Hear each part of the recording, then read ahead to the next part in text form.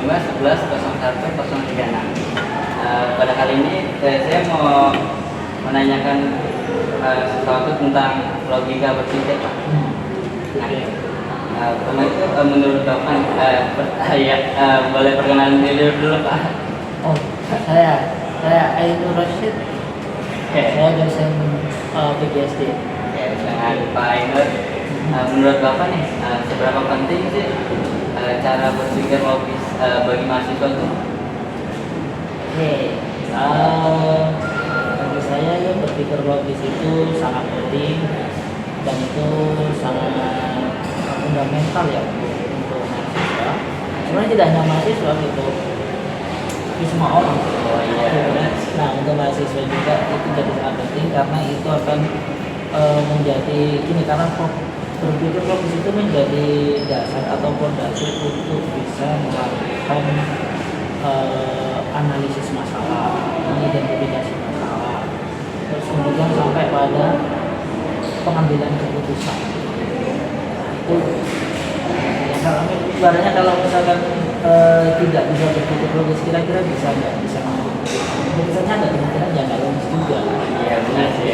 Kan? Itu. Ya, nah terus gimana sih nih cara Bapak buat menerapkan kemampuan itu pada mahasiswa? Biar mahasiswa tuh bisa berpikir secara logis.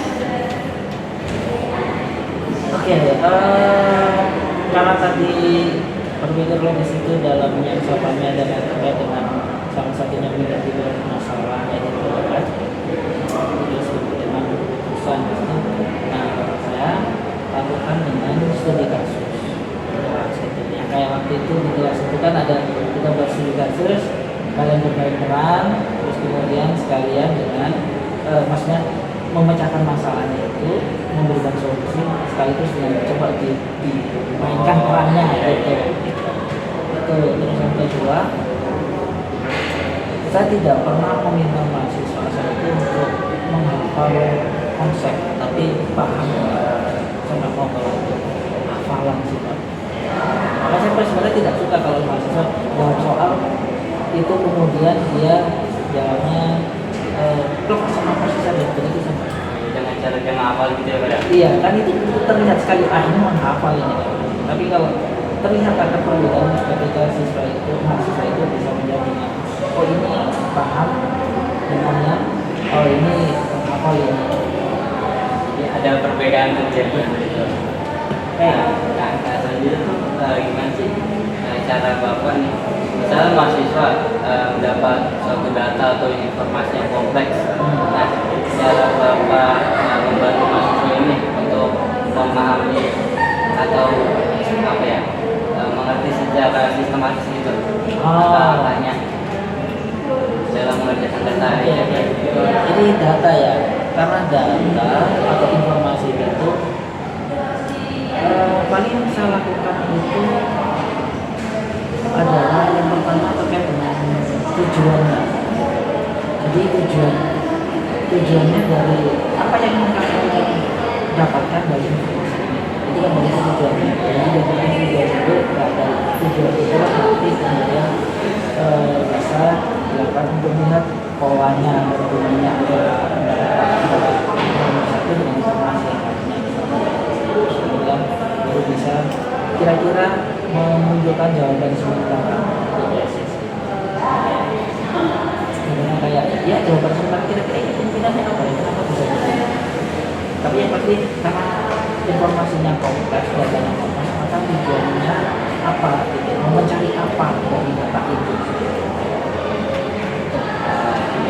Terus tanya selanjutnya itu gimana sih cara Bapak nih untuk mendorong mahasiswa biar nggak langsung menerima suatu kesimpulan gitu loh, tetapi harus dipikirkan lagi. Jadi nggak asal-asalan menerima kesimpulan nih, Pak. Nggak langsung menerima kesimpulan ya. Kalau itu apa ya?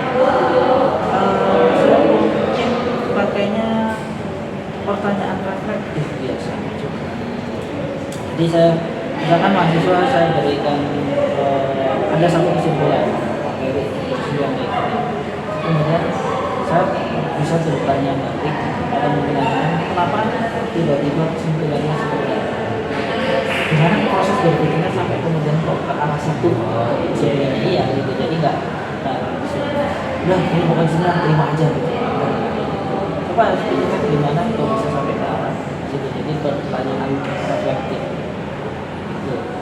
Atau juga dengan kognisi, jadi itu berpikir tentang berpikir kok bisa sih ada kesimpulan ini, coba dipikirkan bagaimana tadi proses berpikirnya sampai ke arah sana.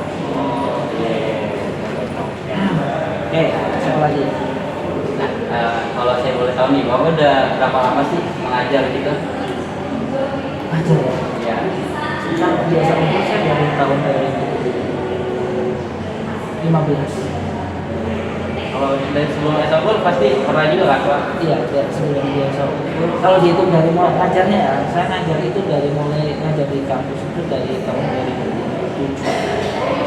Saat itu masih saya dosen. 2007, 2009, terus habis itu 2010 sampai 2012 vakum. 2013 mulai ngajar. 2012 awal ngajar lagi. 2010, 2011 itu kuliah S3, 2012 ngajar lagi, 2013 vakum, 2014 vakum, 2015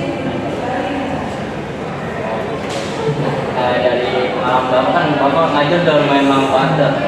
Dari pengalaman Bapak nih selama mengajar, kesalahan berpikir apa sih yang umum atau biasa pada anak murid atau mahasiswa-mahasiswa?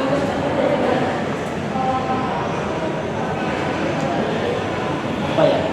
Sebentar, saya catat dulu. Yang paling sering nih Pak?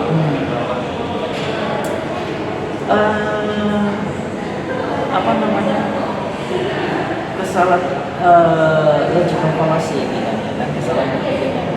Seingat saya sih yang pertama apa namanya, generalisasi yang terburu-buru. Jadi kayak belum benar-benar paham terkait dengan konsepnya gitu, terus kemudian generalisasi oke semuanya sama kayak gitu. belum didalami lagi kayak gitu. Karena kayak ya biasanya kalau yang apa, kalau kamu pernah bercandaan semua laki-laki sama gitu ya. Padahal kan coba didalami dulu, terus kemudian dia tidak memunculkan generasi yang yang pertama. Sampai kedua, terus yang saya itu terkait dengan kesalahan dalam menentukan sebab akibat. Kan? Iya, maksudnya begini. Misalkan ada satu kasus, misalkan bullying naik. Ini pasti dikarenakan parentingnya yang tidak benar. Jadi kayak kan belum tentu ini sebab akibat yang berkesinambungan. Kan perlu didalami, jadi perlu diteliti dulu kayak gitu. Itu sih. Terus kalau kan dari dua itu ya Pak, gimana sih nih cara Bapak mengatasi dua masalah tersebut? Kalau yang paling sering itu yang generasi, yang gampang generalisasi itu yang paling sering saya kasih tahu kan, itu saya kasih tahu ke mahasiswanya yang pasti dengan edukasi dan yang tidak boleh untuk coba dilihat lagi, saya beri pertanyaan lagi dan seterusnya, itu pertanyaan reflektif balik lagi dari pertanyaan reflektif gitu kan. Terus kemudian apa namanya, dari situ nanti mahasiswa juga serta-merta membuat kesimpulan atau generalisasi yang Udah mungkin untuk ngasih aja sih Pak, biar nggak terlalu lama-lama nih. Sebelumnya terima kasih banget Pak, waktunya awalnya mengganggu juga. Cukup sekian saja. Wassalamualaikum warahmatullahi wabarakatuh.